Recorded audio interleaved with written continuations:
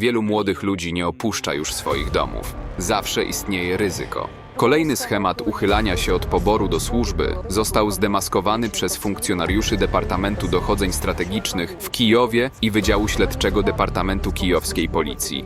Może się wydawać, że odgrywają swoje własne role. W rzeczywistości pomagają przygotować scenę moskiewskiemu aktorowi. Mamy trochę do czynienia tak z tonącym. 2,5 do 5 tysięcy dolarów. Tyle kosztuje spokojniejsze życie i nie mówię tu o głośnych ostatnio wizach do Polski, ale o unikaniu wojska przez potencjalnych ukraińskich poborowych, bo do załatwienia biznesowych kwestii w kraju naszych sąsiadów często potrzebne są wręcz torby lub walizki pieniędzy i to w twardych walutach. Wielu Ukraińców woli zapłacić łapówkę, by móc opuścić swój kraj i tym samym uniknąć wojny. Zapewne wielokrotnie słyszeliście, że zgodnie z wprowadzonym na Ukrainie stanem wojennym mężczyźni w wieku od 18 do 60 lat uznani za zdolnych do walki nie mogą opuszczać kraju. Dzisiaj chcę powiedzieć szczególne słowa wdzięczności. Wdzięczności wobec wszystkich, którzy bronią naszego państwa, bronią niepodległości.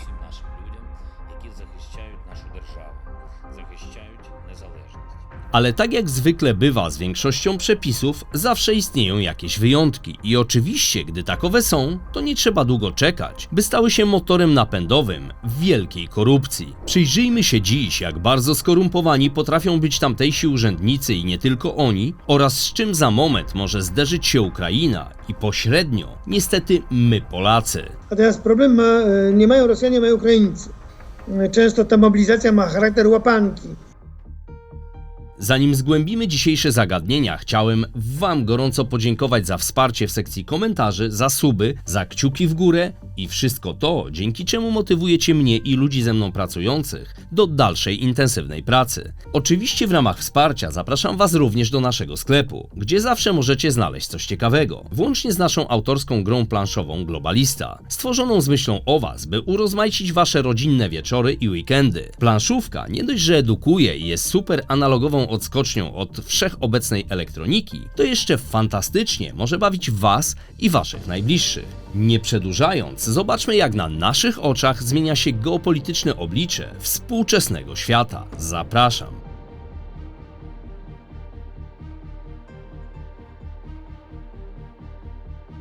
Pokaźne łapówki za fałszywe zaświadczenia lekarskie, by uciec z kraju, lub ukrywanie się całymi miesiącami w domu. Między innymi takimi metodami część z Ukraińców próbuje uniknąć poboru do wojska, co staje się dla tamtejszych rządzących coraz poważniejszym i narastającym problemem.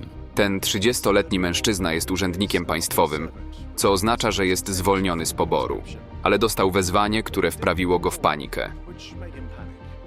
W żaden sposób nie wyobraża sobie umierania za Ukrainę.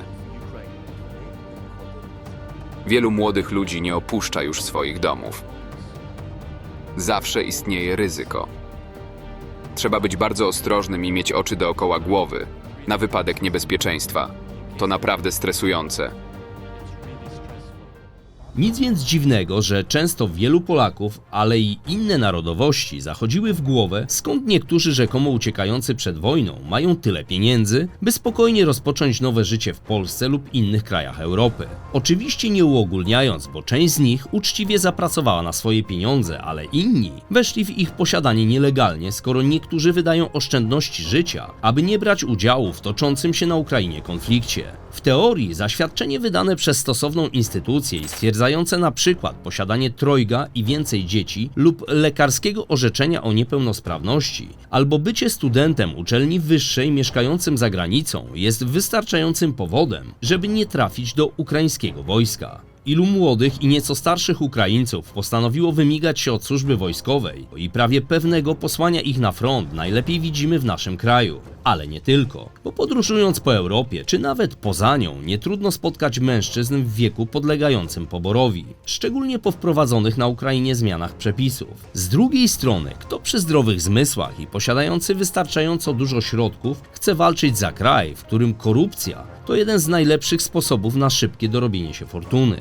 Zresztą cały proceder tego, jak część Ukraińców umiejętnie unika służby wojskowej, dość dokładnie opisany został w artykule jednego z wiodących zachodnioeuropejskich dzienników, w którym przytoczono historię mężczyzny uciekającego ze swojej ojczyzny przed poborem. Gdy w kwietniu 2023 roku zatrzymano go na ostatnim wojskowym punkcie kontrolnym przed wyjazdem z Ukrainy, niespełna 40-letni mieszkaniec Odessy przekazał dokumenty wskazujące na to, iż ma poważny uraz kręgosłupa. Oczywiście dyskwalifikujący go tym samym ze służby wojskowej i pozwalający na opuszczenie kraju. Z relacji tego człowieka wynikało, że jeden z żołnierzy powiedział wprost: no i co? Szpitalowi i tobie naprawdę podoba się taka diagnoza, prawda? Uciekinier, przekazując później informacje dziennikarzowi, przyznał, iż było widać, iż ludzie na punkcie kontrolnym doskonale wiedzieli, o co chodzi i że on z pewnością nie był pierwszym ani też ostatnim takim przypadkiem, ale w rzeczywistości nie chcieli lub nie mogli zrobić nic,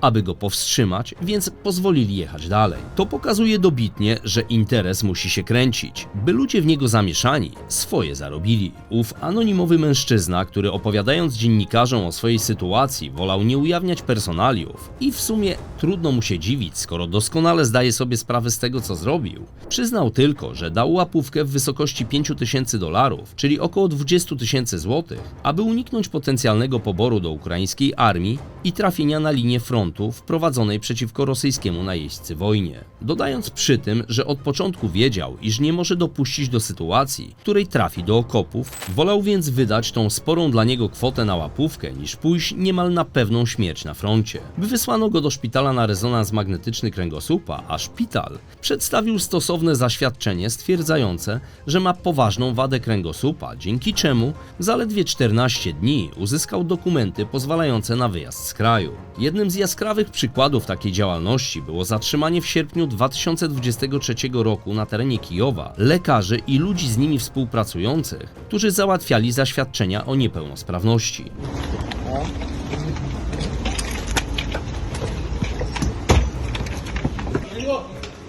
Przebierać nogami prawa, lewa.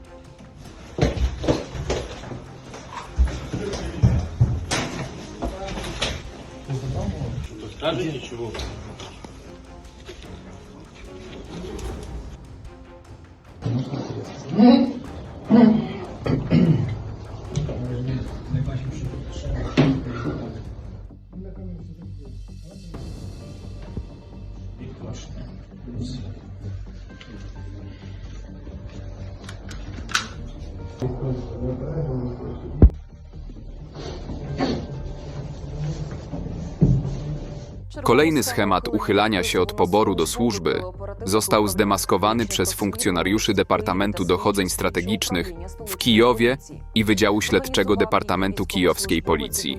Został on zorganizowany przez żołnierza jednej z jednostek wojskowych, który miał powiązania w Wojskowej Komisji Lekarskiej, konkretniej medyczno-psychiatrycznej. Pomagał w rozpoznawaniu obywateli niezdolnych do służby wojskowej i w uzyskaniu grupy inwalidzkiej za opłatą. Pomagał osobom uchylającym się od poboru. Uciekł z sił zbrojnych Ukrainy w dniu 10 sierpnia. Oskarżony został zatrzymany podczas przyjmowania $5000 nielegalnego świadczenia. Doręczono mu zawiadomienia o podejrzeniu popełnienia przestępstwa z artykułu 368 Kodeksu Karnego Ukrainy. Dawanie, oferowanie lub przyjmowanie łapówek przez urzędnika Ukrainy. To pokazuje jedynie, że prezydent Ukrainy Wołodymyr Zełenski, wybrany w 2019 roku i obiecujący podczas swojej kampanii wyborczej uporanie się z powszechną korupcją w kraju, wciąż miota się w swej wyjątkowo trudnej roli. Można by oczywiście zapytać dlaczego. Odpowiedź wydaje się prozaicznie prosta. Na Ukrainie korupcja jest bardzo głęboko zakorzenionym zjawiskiem, którego wykorzenienie wymaga albo kilku dekad, albo bardzo drastycznych przepisów. Dlatego nawet rzucane przez niego w ostatnich miesiącach publiczne deklaracje walki na froncie korupcyjnym, włącznie z odwołaniem ministra Wasyla Łożyńskiego oskarżonego o defraudację $400 000, czy też zdymisjonowanie innych urzędników, w tym wszystkich regionalnych szefów wojskowych biur rekrutacyjnych, w sumie niewiele dało. Chociażby tylko dlatego uważa się, że od początku pełnoskalowej wojny z Rosją dziesiątki tysięcy Ukraińców nielegalnie opuściło kraj dzięki wręczonym łapówkom lub w inny nielegalny sposób. Szczególnie bulwersujące okazały się doniesienia o zatrzymaniu jednego z urzędników południowego regionu Odessy, który dziwnym trafem powiększył posiadany majątek o wartość $5 milionów oraz nieruchomość w Hiszpanii. Inni zatrzymani chcieli od współpracujących z nimi przedsiębiorców prawie $1 miliona łapówki. Przeciwko urzędnikom wojskowych urzędów poboru oraz innych instytucji toczy się ponad kilkaset postępowań karnych. Według przytaczanych przez media słów Zełenskiego istnieją dowody na to, że niektórzy wzięli gotówkę, a część przyjmowała zapłatę w kryptowalutach. Także w Kijowie zatrzymano w ostatnich miesiącach lekarzy i ludzi z nimi współpracujących, którzy załatwiali zaświadczenia o niepełnosprawności. A takie nielegalne wzbogacanie się to nie tylko kwestie związane z wojskiem, bowiem w ostatnich dniach zatrzymano również zastępcę Wołyńskiej Rady Obwodowej, który za możliwość zakupu ziemi pod działalność rolniczą w tamtym regionie zażądał od potencjalnego zainteresowanego $35 000 łapówki. Funkcjonariusze organów ścigania złapani na łapówce. Deputowany Wołyńskiej Rady Obwodowej usłyszał zarzut łapówkarstwa. Zgłosił się do niego mieszkaniec obwodu, który chciał kupić działkę pod działalność gospodarczą, za co deputowany zażądał $35 000, poinformowała krajowa policja. Zastępca został zatrzymany podczas przekazania trzeciej transzy. Co ciekawe, prezydent Zełenski podczas swoich przemówień lub zamieszczanych w social mediach wiadomości nie wspomniał o kolejnym przypadku rzekomej korupcji, o którym donosiły tak ukraińskie, jak i inne media. Może dlatego, że jak się okazuje, w ten skandal zamieszani są ludzie z Ministerstwa Obrony. Z dokumentów, do których dotarli dziennikarze śledczy jednego z ukraińskich portali internetowych, wynika, że Ministerstwo Obrony przepłaciło za letnie zestawy kamuflażowe zakupione w Turcji. 4900 kurtek kupionych przez urzędników szacunkowo powinno kosztować około $142 000, a kupiono je za bagatela $421 000. Ale co zrozumiałe, ukraińskie Ministerstwo Obrony zaprzeczyło, jakoby przepłaciło za zakupioną odzież. Służby bezpieczeństwa Ukrainy wszczęły śledztwo w sprawie byłego wiceministra obrony Wiaczysława Szapowałowa i byłego szefa Departamentu Zamówień Publicznych w Ministerstwie Obrony Bohdana Chmielnickiego w sprawie zakupu niskiej jakości odzieży zimowej spoza kraju. Nie jest jasne, czy obie sprawy są ze sobą powiązane. Szapowałow i Chmielnicki zaprzeczyli, jakoby dopuścili się jakichkolwiek nieprawidłowości. Skandale korupcyjne wyszły na jaw, gdy siły ukraińskie znalazły się pod rosnącą presją rosyjskiego natarcia we wschodniej i północno-wschodniej części kraju. Generalnie rzecz ujmując, sytuacja Ukrainy z punktu widzenia wszechobecnej korupcji, która również zaczyna w pewnym stopniu negatywnie odbijać się na udzielanej przez kraje zachodnie pomocy, nie wygląda dobrze. Na dodatek również z powodu kurczących się zasobów ludzkich, którymi może dysponować ukraińska armia, a to może okazać się piętą achillesową dla Zełenskiego. I nie jest to jedynie moje zdanie. To wszystko teraz zależy, wie pan, od tego, czy pomoc Zachodu będzie płynęła, to po pierwsze. I drugie to jest, czy Zełenski, wobec faktu tego, że niedługo wybory na Ukrainie też, czy on ma świadomość tego, że mu wojska zabraknie. Jeżeli on nie sięgnie po tych, którzy są poza granicami kraju, a może sięgnąć, ja zawsze przytaczam tutaj przykład budowy armii przez generała Sikorskiego we Francji w 1939 roku, które pozwoliło przez porozumienie z rządem francuskim zmobilizować polskich emigrantów do polskich wojsk i sformować prawie 3 dywizje we Francji, to wydaje mi się, że Zełenski, jeżeli nie będzie szukał takiego rozwiązania, to on nie będzie miał kim walczyć na froncie. No i to właśnie, szczerze mówiąc, nawet czytając komentarze u siebie pod filmami moich widzów, to właśnie bardzo często zdarzają się komentarze ludzi takie, no a co z tymi młodymi ludźmi, którzy przebywają w Polsce, tak? Którzy przebywają w Europie generalnie, no pouciekali przed poborem, zamiast wspierać Ukrainę, wspierać ojczyznę w walce o swoją niepodległość. I no tak, to myślę, że to będzie poważny problem i bardzo poważne zadanie dla Zełenskiego i w ogóle władz ukraińskich, żeby faktycznie sięgnęli po tych ludzi. Niestety wiele wskazuje na to, że obecne stosunki pomiędzy polskimi i ukraińskimi władzami, nawet pomimo naszej bezprecedensowej pomocy dla wschodnich sąsiadów, udzielanej od samego początku, gdy w lutym 2022 roku zostali zaatakowani przez putinowską Rosję, dla ukraińskiego rządu i tak są zbyt małym dowodem naszej empatii i wzajemnego zrozumienia oraz zaangażowania. Nawet dziesiątki miliardów wydanych lekką ręką przez nasz kochany rząd z naszych zasobów na pomoc Ukrainie Tak tą finansową, militarną, humanitarną, w tym również socjalną, najwyraźniej staje ością w gardle tak naszych, jak i ukraińskich rządzących. Bo jak inaczej nazwać próby zaskarżenia nas w kwestii zboża lub grożenie wprowadzeniem embarga na warzywa eksportowane z Polski? Jak mamy odbierać fakt, że planowane spotkanie prezydenta Dudy z Zełenskim w Nowym Jorku nie doszło do skutku?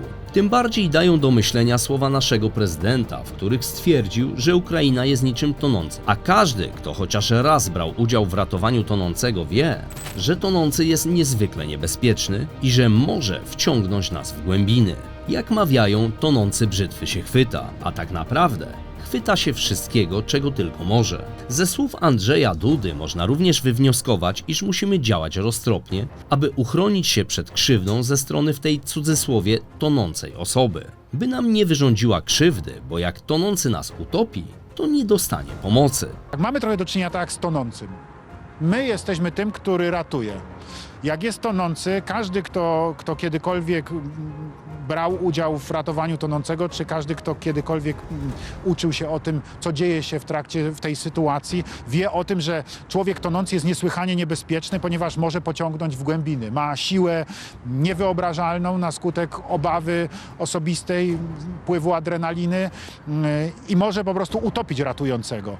Chwyta się wszystkiego, mówi się przecież w przysłowiu, tonący brzytwy się chwyta. Rzeczywiście tonący chwyta się wszystkiego, czego się da. Trochę to jest taka sytuacja jak dzisiaj między Polską a Ukrainą. Ukraina jest pod napaścią rosyjską, bez wątpienia jest w bardzo trudnej sytuacji. Chwyta się wszystkiego, czego się da.